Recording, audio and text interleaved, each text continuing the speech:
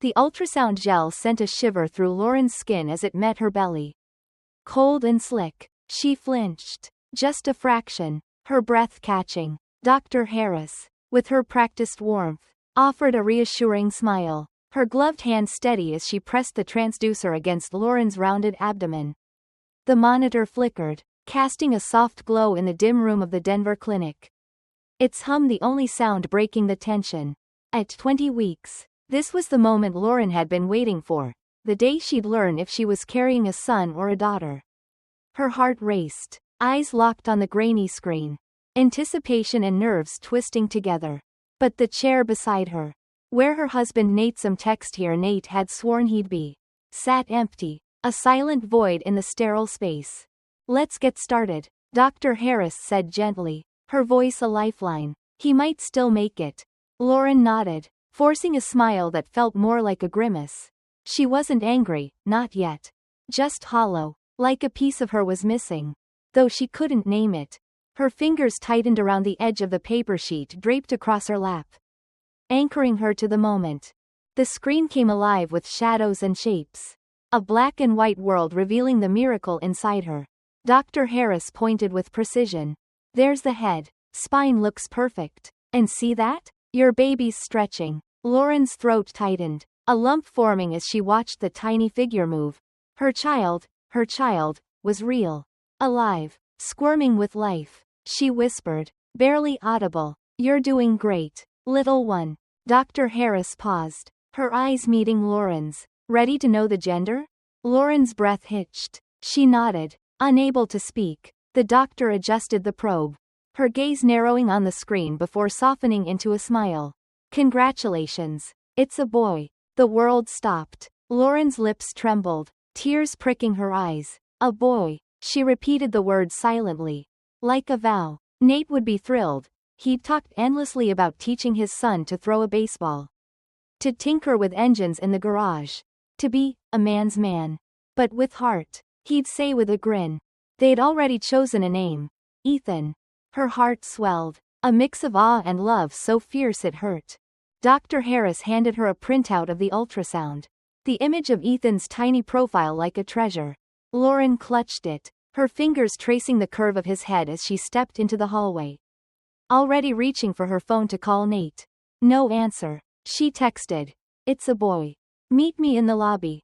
Silence. Maybe he was parking, she told herself, pushing down the unease. She'd find him. The clinic was bright, modern, with sunlight streaming through tall windows and the faint scent of lavender from the reception desk. Lauren walked toward the elevators, scanning for Nate's broad shoulders, his easy stride. Then she heard it, his voice, low and urgent, drifting from the corridor's end near the vending machines. "We've got to be more careful. She's starting to suspect." Lauren froze, her pulse roared in her ears, drowning out the world. She inched closer, the ultrasound photo crinkling in her grip.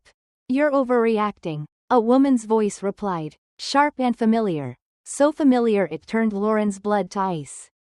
"She has no clue. Trust me." Claire, her best friend since college. The one who'd helped her pick out her wedding dress. Who'd cried with her when her dog died. Lauren pressed herself against the wall, holding her breath, the world tilting. "I'm serious," Nate hissed. "She's 4 months along now. It's only a matter of time before people notice." Claire's voice cut back, cool and calculated. "Then I'll say it's someone else's. She won't question it. She's too trusting." Lauren stumbled back a step, then forward, her balance wavering. 4 months. Claire was pregnant with Nate's child.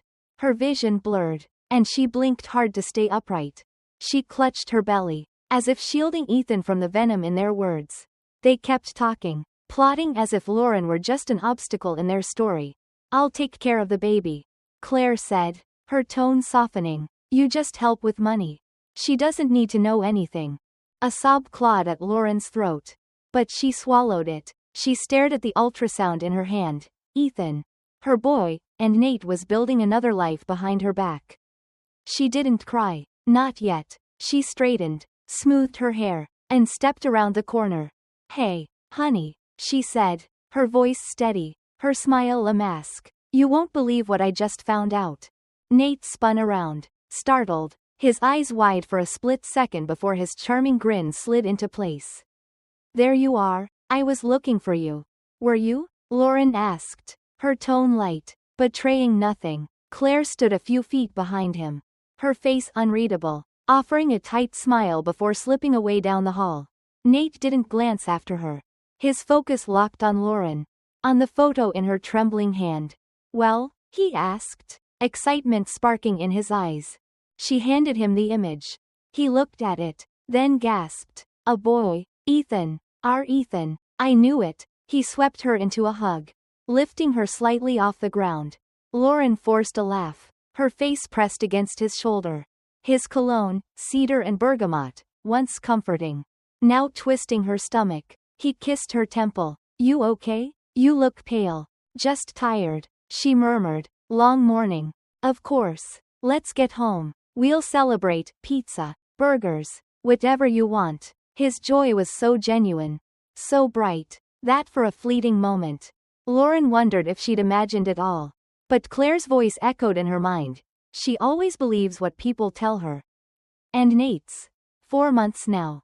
No, it was real. In the car, Lauren stared out the window as Denver's autumn streets rolled by, golden leaves swirling across the pavement. Nate hummed to a rock song on the radio, his fingers drumming the steering wheel, chatting about baby names, cribs, and T-ball games. Lauren didn't respond. She nodded when needed, smiled when expected, but inside, everything had shifted. The world outside looked unchanged, but her heart was a wreckage. They pulled into the driveway of their cozy ranch-style home in a quiet Arvada neighborhood. The house, with its sage green shutters and flower boxes, had once felt like a dream. Now it was a stage, and Lauren was an actress in a play she hadn't signed up for. Inside, she headed to the kitchen. I'll start dinner, she said, her voice clipped. Nate followed. Let me help. No, she said too quickly. Then softened. I just need to keep my hands busy. It helps. He kissed her cheek and retreated to the living room, the TV flickering on with the low drone of a football game. Lauren peeled potatoes with mechanical precision, her mind racing. 4 months. Claire was 4 months pregnant. Lauren had conceived Ethan in September, meaning Claire's baby was from July or August. She counted backward, her lips moving silently. That weekend Nate went back to the city from their cabin in Estes Park, claiming a work emergency. 2 nights gone. She'd teased him about it. Don't fall in love with your spreadsheets. He hadn't. He'd fallen into Claire's bed. The knife slipped, nicking her finger. A bead of blood welled up, bright and sharp. But she didn't flinch. She pressed a paper towel to it and kept going. Nate wandered in, sniffing the air. Smells amazing. You're incredible, Lauren. I don't know how I got this lucky. She turned away, stirring the pan to hide the tremor in her shoulders. She wanted to scream, to vomit, to shatter something as fragile as her trust. Instead, she said nothing. That night, she lay awake beside Nate, his arm draped over her, his hand resting on her belly like a mockery of devotion. His breathing was calm, steady, while hers felt trapped in her chest. How could he sleep so easily, knowing what she now knew? How could he hold her like this after plotting with Claire? The shadows on the ceiling shifted, and Lauren tried to recall what loving him felt like. But something inside her had cracked, and the pieces were gone. The hospital room smelled of antiseptic and hope, a strange cocktail that clung to Lauren's senses as she gripped her mother's hand through another contraction. The Denver skyline glowed pink and gold beyond the window, the early April sun rising over the Rockies, casting long shadows across the sterile floor. Lauren, now 32, had driven to the hospital with her parents just hours ago, her body signaling that Ethan was ready to meet the world. Each wave of pain was a step closer to her son, and she clung to that thought like a lifeline. Nate wasn't there. She hadn't told him she was in labor. Even if she had, she wouldn't have let him in this sacred space, not after the betrayal that still burned in her chest. Her mother, Susan, stood by her side, her graying hair pulled into a loose bun, her voice steady. You're doing so well, sweetheart, she whispered, squeezing Lauren's hand as another contraction peaked. Her father, Tom, waited in the hall, pacing with a hospital bag slung over his shoulder, ready to fetch ice chips or a nurse at a moment's notice. The labor was intense, a raw force that demanded every ounce of Lauren's strength. But she focused on her breathing, on the rhythm of each push, on the promise of holding her son. At 3:14 p.m., a sharp cry pierced the air. Ethan! Her lungs collapsed with love, relief, and disbelief as the nurse laid him on her chest. His tiny, wrinkled face, still damp, nestled against her skin, his fists curled tight. "Hi," Lauren whispered, stroking the soft fuzz on his head. "I'm your mom, and you're my everything." He blinked up at her, slow and sleepy, then settled into her heartbeat as if he'd always known it. The nurses confirmed he was perfect, 7 pounds, 1 ounce, with 10 fingers and 10 toes. Lauren counted them twice, her fingers trembling with awe. Her parents came in later, Susan carrying a blue balloon and a soft blanket, Tom's eyes glistening as he held his grandson for the first time. "He's got your nose," he said, voice thick. Lauren smiled, exhaustion and joy blurring together. Nate's absence was a shadow, but it didn't dim the light in that room. This was her family, her strength, her new beginning. Back at her parents' Arvada home, Lauren settled into motherhood with a quiet ferocity. Ethan was a calm baby, rarely crying, happiest when curled against her chest in the early morning hours when the house was still. She'd sit in the rocking chair her mother had used for her, humming lullabies she half remembered, watching Ethan's tiny chest rise and fall. Those moments were sacred, a tether to a future she could still shape. Nate emailed once, then again, pleading to meet his son, promising to step up. Lauren forwarded the messages to her lawyer. Fatherhood wasn't a title you claimed with apologies, it was earned through presence, through truth. She'd let the courts decide what Nate deserved. Months passed, and Lauren found her rhythm. Feedings, diaper changes, and naps became a dance she mastered, each step grounding her. She returned to teaching part-time at a local high school, her mother watching Ethan while she stood before teenagers, guiding them through the nuances of literature. Ironic, given how she'd missed the lies in her own story. Teaching gave her purpose, a reminder that she was more than a betrayed wife or a single mother. She was Lauren, a woman who could still inspire, still create. One crisp October afternoon, when Ethan was nearly 6 months old, Lauren pushed his stroller through a park near Boulder, the air sharp with the scent of fallen leaves. Ethan cooed at the ducks gliding across the pond, his tiny hands reaching out. That's when she saw her, Claire, sitting alone on a bench, cradling a baby in her arms. Their eyes met, and Lauren's heart stuttered. She considered turning away, pretending she hadn't seen, but something in Claire's face stopped her. Not guilt, not fear, something heavier, like grief. Lauren approached slowly, Ethan dozing in his stroller. Claire looked up, her auburn hair messy, her eyes tired. "Hi," she said, her voice small. "Hey," Lauren replied, sitting at the far end of the bench. Silence settled between them, broken only by the soft sounds of their babies, gentle coos, the rustle of blankets. "He's beautiful," Claire said, glancing at Ethan. "Looks just like you." Lauren nodded. "Is that her?" Claire's lips parted, then closed. "Emma, 4 months last week." Lauren looked at the baby girl, noting the familiar curve of her chin, Nate's chin. She wondered if he'd met her, if he'd held her the way he'd once promised to hold Ethan. "She's sweet," Lauren said quietly. "Thanks," Claire whispered. "She cries a lot. I haven't slept more than 3 hours straight in months." Lauren smiled, a tired understanding passing between them. "Yeah, same." The silence that followed wasn't awkward, it was real, heavy with unspoken truths. Finally, Claire spoke, her voice cracking. "I wanted to call, to apologize 100 times. But I didn't know if you'd ever want to hear from me again." Lauren didn't respond, unsure herself. "I was stupid," Claire continued. "I thought he loved me. I don't know what I thought. He told me everything I wanted to hear. And I believed him.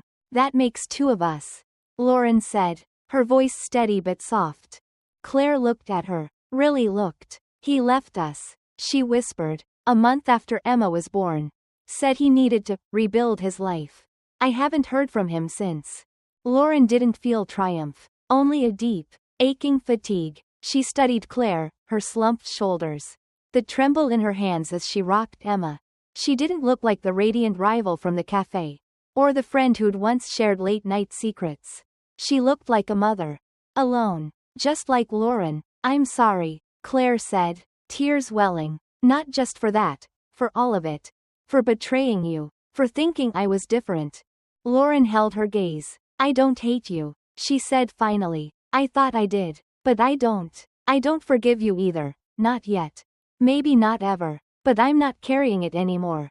Claire nodded, a tear slipping down her cheek.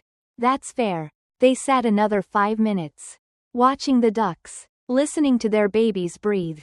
Then Lauren stood. Take care of her, she said. You too, Claire whispered. Lauren walked away, not in anger, but in release. By Ethan's 2nd birthday, Lauren had carved out a new life. She and Ethan moved into a small rental in Lakewood, a white cottage with blue shuttered windows and a crooked fence that felt like theirs. The first night, they sat on the living room floor, sharing pizza, sauce smudged on Ethan's cheeks. He looked up at her, cheese stuck to his chin, and giggled. Mama, happy? Lauren laughed, caught off guard by the joy in his voice. Yeah, baby, she whispered. Mama's happy. Teaching became her anchor, the classroom a place where she could breathe again. She taught her students to read between the lines, to find truth in stories. And in doing so, she found pieces of herself. Nate faded from their lives. His court-ordered visitation used twice before he vanished entirely. No calls. No texts. No more apologies. Lauren let him go, like smoke from a fire long extinguished. People asked if she'd forgiven him. She didn't have a neat answer. Forgiveness wasn't a finish line, it was a door she chose not to open. Not out of bitterness, but because it led to a place that no longer fit her. Ethan was her world now. His laughter filling their little home. His toddling steps a reminder of how far they'd come. Each night, as she tucked him in, kissing his forehead, she whispered, we made it, and they had.